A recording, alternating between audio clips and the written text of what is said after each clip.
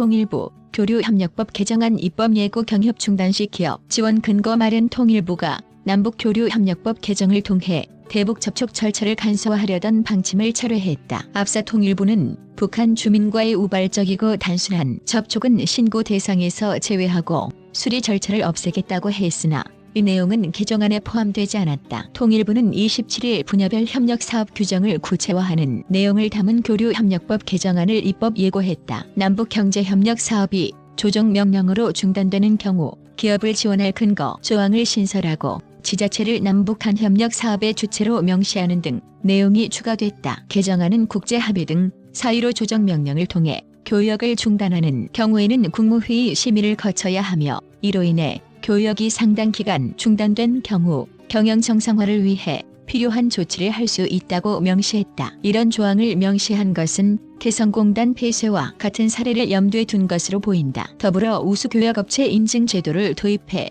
기업의 제출 서류 간소화 등 편의를 제공하고 통일부의 반출입 승인을 받은 물품은 통관시 신고 의무나 제재를 완화하기로 했다. 또 남북 교류 협력 촉진을 위해 필요한 경우 법인이나 단체가 통일부 장관 승인을 얻어 북한 지역에 사무소를 설치할 수 있게 했다. 사무소의 기능은 통신 연락 등 업무 연락, 시장 조사, 연구, 자문 활동 등 비영업적 활동, 북측 거래 당사자와의 계약 체결, 대금 수취 및 지불, 물자의 인도와 인수 등 위임대리 업무로 규정했다. 남북교류협력추진협의회 위원 정수를 기존 18명에서 25명으로 확대해 관계 부처의 폭을 늘리고 전문성을 높이는 조처도 포함됐다. 하지만 앞서 통일부가 1차 개정안에서 발표했던 대북 접촉 신고 절차 간소화 등이 누락되면서 안고 없는 찐빵이라는 지적도 나왔다. 통일부 당국자는 이에 대해 비판을 달게 받겠다면서 접촉 신고 조항이 빠지게 된 것에는 아쉬움이 있고 남북관계가 빨리 개선돼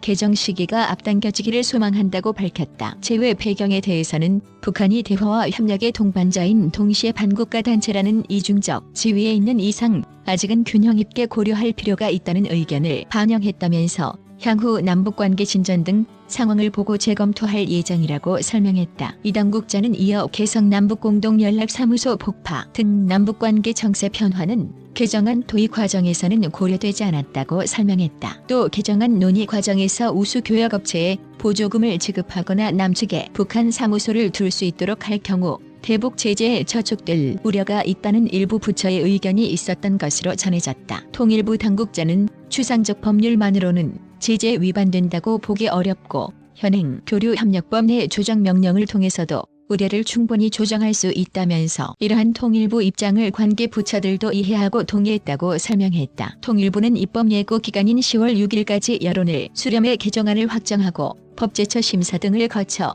연내에 국회에 제출할 예정이다. 연합뉴스